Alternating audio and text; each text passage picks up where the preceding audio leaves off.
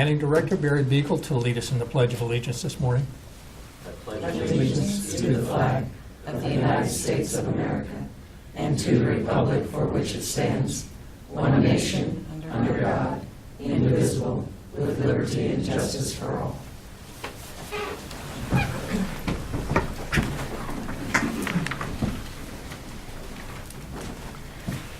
Welcome to the June 8th, 2017 meeting of the Shawnee County Board of Commissioners. My name is Bob Archer. I currently have the honor of serving as chairman of the commission alongside Commissioner Shelley Bueller, who represents District 1, and Commissioner Kevin Cook, who represents District 2. Good morning, everyone. Morning. First item of business, please. First item is item 3, consent agenda. Are there questions or comments about the consent agenda? I have none. I'll move approval. Second. Motion made to approve the consent agenda by Commissioner Bueller, seconded by Commissioner Cook. All in favor say aye, opposed no. Motion carries 3-0. Next item, please. Item 4, new business, A, County Clerk, number 1, consider all voucher payments. Commissioners, this morning we have vouchers that total $1,415,665.40. The highlights out of that voucher report: the payment to AM Coron & Sons, which is for the Willard Bridge, of $377,280.53. State of Kansas for the Motor Vehicle Fund, $599,682.74. Capers contributions to our employees of $275,853.88. And finally, Parks and Recreation of $73,703.35. I do not have any questions regarding the vouchers and would move for their approval. I'll second. Motion made to approve the vouchers by Commissioner Cook, seconded by Commissioner Bueller. All in favor say aye, opposed say no. Motion carries 3-0. Next item, please. Item A2, please consider correction orders. I'll move approval. Second. Motion made to approve the correction orders by Commissioner Bueller, seconded by Commissioner Cook. All in favor say aye, opposed say no. Motion carries 3-0. Next item, please. Item B, Kansas Expo Center, number 1, consider approval of requests for capital expenditures in a total amount of $9,115.20 as follows. A, purchase and installation of an air conditioning unit dedicated to a data closet in the sound room in Landon Arena at a cost of $4,950. And B, upgrade of lighting fixtures that illuminate the northwest and southwest entrances into Landon Arena at a cost of $4,154.20. Good morning, Commissioners. Hans Niska, Kansas Expo Center. Yeah, these are pretty basic capital expenditure projects. The first one is a dedicated HVAC unit just for the closet that services that houses the data equipment. Over the years, there's been additional electronics added to this closet, and it gets quite warm. The only way to cool it currently is to use the main air conditioning in Landon Arena, which doesn't make sense when the arena is vacant. So we'd like to add a dedicated unit to this room that would service just this room and allow us to not run the air conditioning when not necessary in Landon Arena. So pretty basic. And then the second item is the whenever we have the opportunity, we like to upgrade our lighting fixtures to LED. Obviously, they're more energy efficient. These specific lighting fixtures are uplights in both of the main entrances to Landon Arena. The current fixtures are old, very difficult to buy parts for, expensive, and not energy efficient lighting fixtures. They're getting to the point now where they're almost impossible to get parts for. So we would like to just replace the fixtures. Actually, with this new fixture, we can cut the number of fixtures down as well, basically in half, because these will be more efficient and brighter. And if you have any questions, happy to answer. They're pretty basic projects this month. Questions for Hans? I don't have any. I do have an overall question. Are we working with HTK and the people that are going to be renovating and updating the Expo Center to make sure that we're not doing something or spending money that would be duplicated or actually eliminated when we go to do the renovations? That's a good question. The advisory board, actually, when the advisory board passed this, that was one of their questions they asked. And honestly, the answer to that is not yet. We don't know what how the renovations are going to work. But honestly, yes, thought is being put into every one of these projects to make sure that if for some reason these areas were to change, in this situation, if this data closet was to move somewhere, this unit would be able to move with it, and it would still be necessary for that data closet. The lighting fixtures, they're lighting fixtures. They can move, and they'll be nice lighting fixtures. So yes, thought goes into that anytime I do a capital expenditure project. The only one that really didn't, might be duplicated would be when I was doing the concrete repairs out in front of Landon. And that's sort of why we've done them as sort of patchwork and not completely redoing the sidewalk, because that sidewalk could very well change during the renovation. But yes, we do think that is something we think about anytime we do a project. I assume so, and I know Commissioner Bueller is on the Expo board, and she's nodding. But I think it's important that the public knows that we're seriously considering every We're not update. wasting money. Well, and Commissioner has kind of become a standard question on any of these kind of expenditures, so. Good yeah. deal. Yeah. Yep. Good deal. I assume so, and like I say, I wanted to make sure the public was aware. But yes, once HDK comes out, the design that's approved and everything like that, that'll be, the central focus will be to not duplicate Okay. things that will be addressed in the renovation. Okay, thank you very much, Hans. Was there a motion? I'll move approval. Second. Motion made to approve the request by Commissioner Bueller, seconded by Commissioner Cook. All in favor say aye, opposed no. Motion carries 3-0. Thank you very much, Hans. Next item, please. Item C, Information Technology. Number 1, consider authorization and execution of contract C-197-2017 with Westar Energy for fiber optic attachments to Westar's distribution poles for 5 years at a rate of $8.93 per attachment per year, billed semi-annually, payable from the Information Technology budget. Good morning, Commissioners. Pat O'Bliner with the Information Technology Department. This item is a renewal of a contract that's been in place for several years between Shawnee County and Westar Energy. They have a program that allows us to attach fiber cables to their distribution poles in locations where we're running fiber between Shawnee County buildings. This provides us with a really low-cost alternative to the traditional method of burying fiber underground when you want to get from point A to point B. This is a far less expensive option in those areas where it is available. So whenever we want to try to do a fiber run, we'll check to see, does Westar have poles in the area that we could attach to and do overhead lines? Currently, or in the past, we've found opportunities to do that on about 67 poles. Westar is asking a fee of about $8.93 per attachment per year, which is a pretty insignificant cost compared to what it would be to bury this fiber. The installation that we currently have runs along the north side of Lake Shawnee down 29th Street between Fire Station number 9 and about Croco Road intersection with 29th Street. So it's a good program. They've come up with a new 5-year contract, and we would like to go ahead and sign on for an additional 5 years. If you have any questions, I'd be happy to answer those. Questions for Pat this morning? I would move for approval. A second. Motion made to approve the request by Commissioner Cook, seconded by Commissioner Bueller. All in favor say aye, opposed no. Motion carries 3-0. Thank you, Pat. Thank you, Commissioners. Next item, please. Item D, Department of Corrections. Number 1, consider approval of request to fill a vacant account clerk 2 position for the Records Department in the Adult Detention Center at an annual salary, including benefits, of $41,452.36. Good morning, everyone. Eve Kendall, Department of Corrections. Before you see a request. If you remember, I doubt you do, about 2 months ago, we requested this and it was approved. We hired someone, they had some unexpected health issues, and they resigned. So we're going back through the process again. We do have the money in our budget. I'm standing here for any questions you might have. Questions for Eve this morning? Okay. I'll move approval. Second. Motion made to approve the request by Commissioner Bueller, seconded by Commissioner Cook. All in favor say aye, opposed no. Motion carries 3-0. Thank you, Eve. Thank you, sir. Next item, please. Item E, Commission.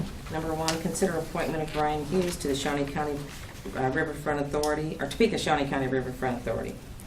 I will move to approve Brian's appointment and thank him for his service. This is going to be an interesting time for the Riverfront Authority and everything that's going on, and I certainly appreciate him volunteering to serve on this committee. Second. Motion made to approve by Commissioner Archer, seconded by Commissioner Bueller. All in favor say aye, opposed no. Motion carries 3-0. Next item, please. Item 5, Administrative Communications.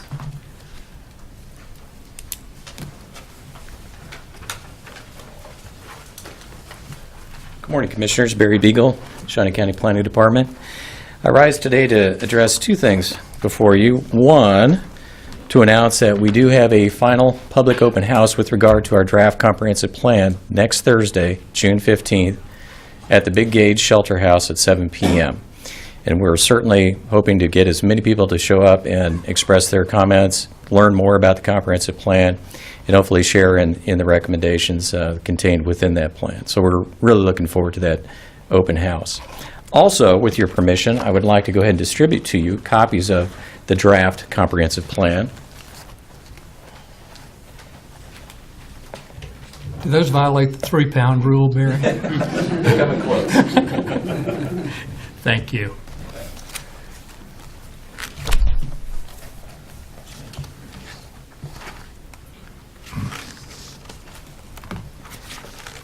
We have a workshop with the steering committee and planning commission coming up Monday, and I just wanted to put these in your hands so you had a chance to familiarize yourself with its contents before Monday's meeting. So, Thank you. Questions for Barry on the document? Commissioner Cook? Barry, we have the hard copy here. Is there a copy online that people would be able to look at before the meeting on the 15th? yes, there is. We do have a project website set up for this comprehensive planning process. They can access it through the county's main webpage or through the planning department webpage. And if they go there, they will find this document along with a host of other documents that have been produced throughout this process. And so they'll have a chance to review that. And we hope that they will. I'm just opening a page at random. On page 95, it says future conditions. Yes. If a person looks at this and says, they really appreciate or really do not appreciate the comments that are on this, Mhm. and they come to the meeting on the 15th, is there still a possibility there, through the public input, that things may change before it becomes final? Absolutely. As a matter of fact, that's one thing I need to stress with the commission at this point. I consider this document at this point to be probably an 85% draft. We're still refining it, we're still testing it, and we still need to run it up against the public to make sure that they understand what it says and that they have their opportunity to express themselves.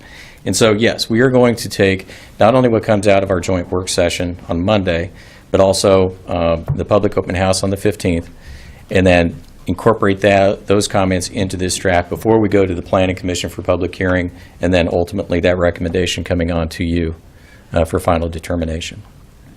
So this is an opportunity for the public really to weigh in on the future of the unincorporated, and that's the Yes. area that this covers, is Yes. unincorporated Shawnee County. Correct, correct. And you had an advisory group of community leaders that participated in this also. Yes. How'd that work out, Barry? The steering committee was dedicated to this process. We've had trouble at times maintaining numbers of the original 22 members, but we've had a stalwart group of individuals who've remained committed to this and have been excellent in terms of being a sounding board for these drafts and discussions and making sure that what we are representing in the comprehensive plan actually works, which is the whole point, obviously. But it's been a good group. Okay, good, good. Commissioner Buell, do you have any questions? No, again, it says draft. Yes, that's a draft. Wish it was a little bigger, Right. but it is draft. Yep. All right. Draft as of yesterday, actually. As of I see yesterday, that. yes. Okay. All right, thank you. Thank you very much, Barry. Good morning, Commissioners. Tom Block, Public Works and Solid Waste. This is just a final reminder to the public that the next time we meet, the Willard Bridge will likely be closed to the public. It's going to be Monday. We'll let people get to work for one last time over the bridge. Then after that, around 8:30, 9 o'clock, we're going to close it to the public for good. So if you love driving over that bridge, you've got a few more days to go. So, thank you. Commissioner Archer, I think that Commissioner Bueller's made arrangements to be the last one across the bridge. I was asked if I was Ah, going to get lead your a group picture of taken. cars across, and I was like, no.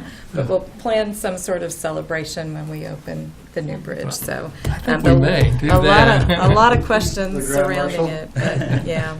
But that is important to know, and I heard it on the radio this morning, and I hope Luke will also highlight that. It is important for our citizens to know. I might just tell you, though, the Rossville High School had their alumni dinner on Saturday, and there was a 94-year-old man who came to the dinner because he wanted to make sure he crossed the Willard Bridge one more time. So, and he had to tell that story. Good so, story. Anyway. Good story. Too much free time. Good morning, Hans Niska again from the Kansas Expo Center. Just wanted to announce our upcoming event schedule. We got another busy weekend coming up this weekend. We have the Impact Volleyball Tournament that takes up both Landon and the Exhibition Hall. Exciting volleyball tournament for the kids. And in the Dome Arena, we have the Kansas Buckskin Show, which is another good horse show. But more importantly, not more importantly, but additionally, we have another circus coming to town next Wednesday for two shows, 4:30 and 7:30. The Garden Brothers Circus will be in Landon Arena, so that's exciting. That's a new event that just popped up a couple weeks ago. They added a date to their very busy schedule. They're extremely busy. And then a reminder, next Thursday will be our third Thursday of the season. So busy times at the Expo Center. Very good. Thank you, Hans.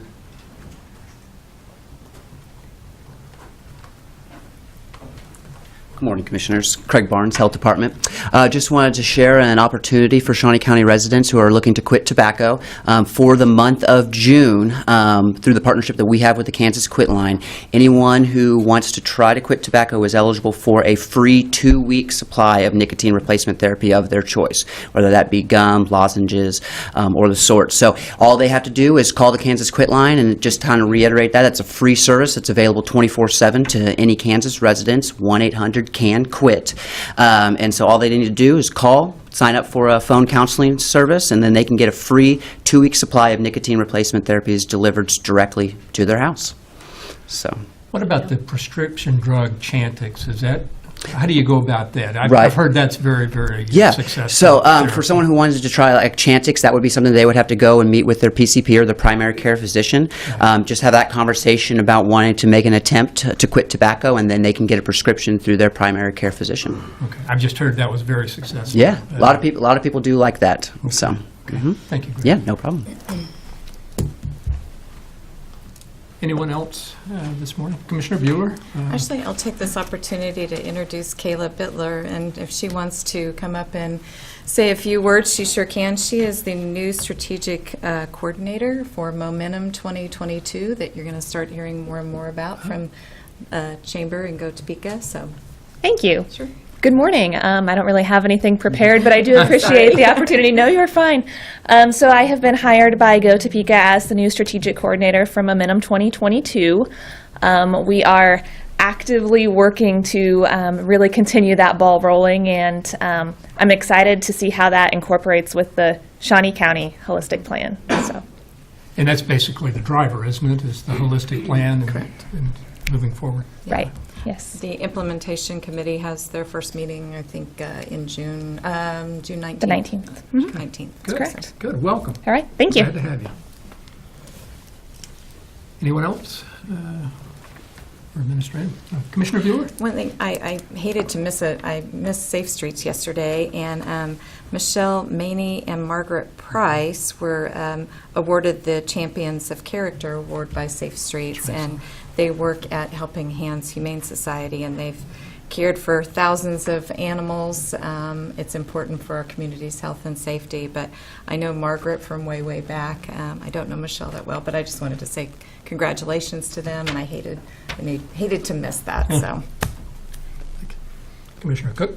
Well, tomorrow we will be hosting 90 young ladies as part of Girl State. That's a Girl State. And so as they learn a little bit more about what county government is, and everything from the treasurer's office to the sheriff and all the way through down to county commissioners. And so if you see a lot of young ladies walking around the courthouse tomorrow, that's why. Good. Good. Thank you, Commissioner. The only thing I have to add is that Brew at the Zoo is Saturday night. Commissioner Cook reminded me of that this morning. He's excited about going. That's all I had. Next item, please. Item 6, executive session. There's a need for an executive session to discuss performance evaluations for non-elected personnel, and I will move that we go into executive session for that purpose for 2 hours, let's start with, and see if that'll do it. So that's a motion. I'll second. Motion made to go into executive session for a period not to exceed 2 hours for non-elected personnel. Motion made by Commissioner Archer, seconded by Commissioner Bueller. All in favor say aye. Opposed, no. Motion carries 3-0. We are in executive session. Okay.